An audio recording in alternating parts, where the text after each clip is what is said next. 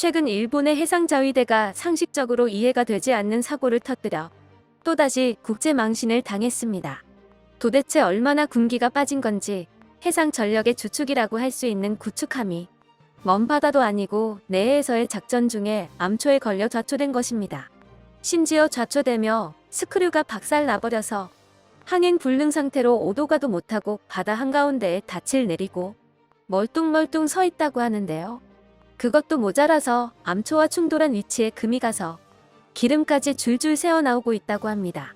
그래도 해군력으로는 세계적으로 알아준다는 일본에서 이런 초보적인 실수가 나온 데다가 종이장 같은 전투함의 내구성까지 들통나버려서 일본은 고개를 들지 못하고 있습니다. 하지만 자위대의 수준이 해년마다 후퇴하고 있다는 것은 이미 온 세상이 알죠. 일본 정부도 이런 상황을 모르지는 않아서 어마어마한 예산을 쏟아넣으며 국방력 강화에 몰두하고 나섰는데요. 정작 최근 공개된 세계 군사력 순위 지표에서 일본은 도리어 세계 단위나 굴러떨어지는 수모를 당했습니다. 그것도 근 5년 사이 처음으로 한국의 군사력을 역전당하기까지 해서 일본인들은 이를 갈고 있죠. 자세한 소식을 함께 알아보겠습니다. 이번에 좌초된 일본 구축함은 무라사메급 오버남 이나즈마함입니다. NHK와 교도통신 등 일본 현지 보도에 따르면 일본 해상보안청은 10일 12시 30분경 해상자위대로부터 이나즈마에 큰 진동이 있었다는 통보를 받았습니다. 배수량 4,550톤급 구축함인 이나즈마는 승조원 170명을 태우고 야마구치현 수오호시마 남쪽 세토 내에서 항해 중이었는데요. 자세한 경위는 아직 공개되지 않았지만 하필이면 스크류가 암초에 부딪혀 완파되었고 항행이 더 이상 불가능한 상태가 되어 어쩔 수 없이 제자리에 닻을 내리고 대기해야만 했습니다. 암초에 부딪힌 스크류는 완전히 두 동강이 나서 떨어져 나가 과거의 상선 침몰 사고 때문에 두 동강이라고 하면 발작을 하는 트라우마까지 재발해 일본 조선 업계까지 머리를 쥐어뜯고 있는 상황. 승조원 중에 부상자는 없었다고 하지만 암초에 부딪힌 부위는 선체에 금이 가서 기름이 유출되고 있는데 보도된 시점에서 이미 900평방미터가 유막에 덮인 상태였다고 하죠. 일본 해상자위대의 함선이 이런 사고를 일으키는 건 사실 이젠 조금 식상합니다. 이상할 정도로 해상자위대는 함선이나 잠수함의 충돌 사고가 잦기 때문인데요. 1988년 잠수함이 어선과 충돌해 인명피해까지 발생했던 것을 시작으로 2008년 이지스함 아타고의 어선 충돌 사고, 2009년 호위함 쿠라마의 한국 컨테이너선 충돌 사고, 2014년 수송함 오우스미의 낚싯배 충돌 사고, 2021년 잠수함 소류와 민간 화물선의 충돌 사고 등 잊을만 하면 한 번씩 해상자위대의 함선은 충돌 사고를 일으키고는 했습니다. 차라리 이번엔 암초와 충돌한 덕에 사상자가 없었던 만큼 차라리 나은 편이죠. 수리하는 가격도 가격이지만 군용 함선은 작전 가능한 컨디션을 유지하는 것이 곧 국방력으로 이어지는 만큼 관리가 매우 중요합니다. 그런데 틈만 나면 충돌 사고를 일으켜 전력 공백을 일으키는 초보적인 실수가 나온다는 것은 해상자위대 자체의 질적인 문제를 짐작하게 하는데요. 실제로 일본 자위대는 꽤 오래전부터 그 질적 하락을 지적받고 있습니다. 일본 해상자위대의 해군력은 전 세계에서도 손에 꼽는 수준으로 알려져 있습니다. 하지만 그것은 어디까지나 태평양 전쟁으로부터 이어져 온 노하우, 그리고 미국의 지원을 등에 업고 확충한 함선의 수에서 비롯된 것이고 결코 무기나 병력의 질이 좋아서는 아니었습니다. 자위대가 당면한 가장 큰 문제는 제대로 된 병력을 확보하는 겁니다. 일본은 한국과 달리 징병제를 시행할 근거가 없어 모병만으로 병력을 충원해야 합니다. 하지만 2차 대전 시절부터 내려오는 유구한 전통인 구타 및 가혹행위, 사회의 자리를 잡지 못한 나고자나 가는 곳이라는 민간의 인식, 일본 사회 자체의 초고령화 등이 모두 맞물려서 이제는 2014년 이래 모병 목표를 달성한 부서가 단 한 곳도 없고 자위대원 3명 중 1명은 40대 이상이라는 듣도 보도 못한 노병 군대가 되어버렸습니다. 평소 이들과 함께 훈련하는 주일 미군에서도 실전은커녕 훈련조차 제대로 소화하지 못한다. 군기가 매우 해이하고 실전 감각이 전혀 없다. 우방이라고 해도 이들을 믿고 등을 맡길 수는 없다는 등 불신의 목소리가 나오기도 했습니다. 해상자위대의 상황은 더더욱 심각하죠. 원래 배를 타고 바다에 나가 몇 달씩 작전을 해야 하는 해군은 다른 병종에 비해서 인기가 없습니다.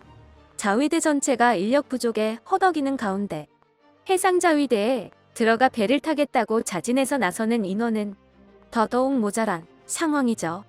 배에 한 번 타면 가혹행위에서 벗어날 수도 없고 잊을만 하면 인명피해를 동반한 충돌 사고를 일으키기까지 하니 지원자는 점점 줄어들고 병력의 수준도 덩달아 점점 더 낮아지는 악순환에 빠져 있습니다. 게다가 타는 배도 엉성하기로 유명한 일본제. 길게 설명할 것도 없이 두 동강이 나는 배에 타고 싶은 사람은 어디도 없을 겁니다. 이런 상황이 되니 해외 군사 전문 매체에서도 일본 자위대 전력이 실질적으로 약화됐다고 판단하게 됐습니다. 내년 여러 지표들을 기반으로 세계 각국의 군사력 순위를 매기는 글로벌 파이어 파워 GFP는 올해도 어김없이 2023년 현재를 기준으로 한 순위를 발표했는데요. 이 순위는 집계가 시작된 이래 1위부터 4위까지의 나라들은 바뀐 적이 없어 사실상 고정되어 있고 그 밑으로만 변동된다고 보면 됩니다. 1위부터 4위가 각각 미국, 러시아, 중국, 인도이기 때문이죠. 이들은 장비나 인구에서 압도적인 지표를 기록하고 있는 만큼 우크라이나 전쟁이 끝나고 나서 러시아가 몰락이라도 하지 않는 한은 이 순위에 변화가 생기지는 않을 겁니다. 하지만 그 바로 밑 5위부터의 순위가 매우 치열하게 엎치락뒤치락 하는데요.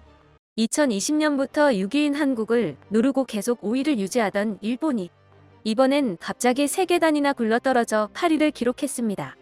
일본이 그 어느 때보다 과격한 군사적 변화를 보였던 것이 다름 아닌 지난 2022년인데 정작 그 모든 과정을 겪고도 군사력 순위는 뚝 떨어진 건데요. 일본은 막강한 해군력을 바탕으로 집계 이래 꾸준히 한국보다 높은 군사력을 유지해왔는데 이번에는 한국의 군사력을 역전당하는 수모를 당해 일본에서는 더더욱 이를 갈고 있습니다. 올해의 순위가 다른 연도와 다른 의의를 갖는 점은 지난 한 해 내내 전 세계의 군비 상황에 대대적인 지각 변동이 있었기 때문입니다. 아시다시피 우크라이나 전쟁 때문이죠. 21세기 최초의 유럽 국가 간 전쟁이라는 초유의 사태에 전 세계는 빠르게 움직이기 시작했습니다. 몇몇 국가들을 제외하면 순위가 그렇게까지 많이 뒤바뀐 것은 아니지만 집계된 국가들의 전체적인 군사력 규모 자체가 커졌기 때문에 올해 순위에서는 같은 순위를 유지하는 것도 어지간한 예산으로는 쉽지 않았습니다. 유럽 국가들은 어설픈 군축 정책을 곧바로 집어던졌고 그 중에서도 독일은 재무장까지 선언했습니다. 미국은 우크라이나 지원을 위해 과거 2차 대전의 양상을 한순간에 뒤집어 놓은 무기대여법을 부활시켰습니다. 중국은 혼란을 틈타 대만을 침공하려고 더 많은 무기를 찍어내고 있으며 동남아와 호주, 인도 등 중국의 인접국들은 언제 중국의 광기가 자신들을 향할지 알 수 없어 군비 확충에 나섰죠. 한국 역시 중국과 북한이 혹여 덤벼올 상황을 대비해 계속해서 신무기를 개발하는 동시에 다른 나라들이 정신이 없는 와중에 무기를 급히 원하는 틈새 시장을 공략해 방위산업의 규모를 크게 늘렸습니다. 순위가 떨어져 버린 일본도 손을 놓고 있었던 것은 아니긴 했습니다. 북한이 동해에 쏘는 미사일이 조금만 멀리 가도 일본 본토 위를 가로지르기 일쑤인데다가 러시아나 중국과의 영토 분쟁은 전쟁의 좋은 빌미이기 때문에 우크라이나에 선례가 생겨버린 이상 대비를 하지 않을 순 없었을 것입니다. 그래서 평화헌법도 사실상 벗어던졌고 유례없는 규모의 국방비를 쏟아부으며 국방력 강화에 투자했죠. 하지만 그 정도로는 병력의 질적 하락과 다른 국가들의 전폭적인 군비 확충이라는 이중의 벽을 뚫을 수 없었던 것입니다. 그런 의미에서 한국의 6위 수성은 큰 의미가 있는데요. 이 전 세계적인 군비 증강 흐름의 사이에서도 국방력 순위를 유지했을 만큼 전력을 강화했을 뿐더러 한국의 영향으로 국방력이 강해진 나라들도 있기 때문입니다. 한국은 우크라이나 전쟁으로 가장 큰 수혜를 입은 나라로 일컬어질 정도로 작년 한 해 사이에 방산 분야에서 큰 도약을 이뤘습니다. 주요 수출 대상국은 폴란드와 인도네시아를 꼽을 수 있는데 폴란드는 한국과의 대규모 방산 거래를 통해서 인도네시아는 수출이 예정된 KF-21의 개발 성공을 통해서 올해 국방력 순위를 크게 올릴 수 있었습니다.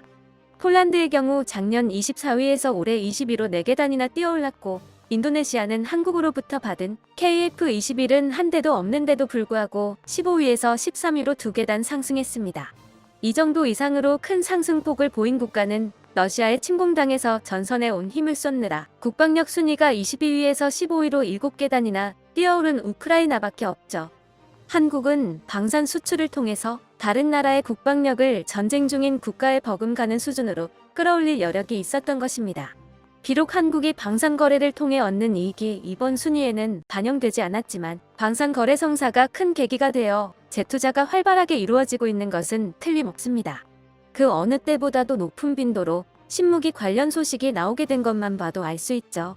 지금의 좋은 흐름이 계속 이어진다면 한국은 이번에 순위를 제친 일본은 물론이고 일본 대신 5위를 기록한 영국이나 그 윗순위의 국가들과 어깨를 나란히 하는 것도 먼 이야기는 아닐 것입니다.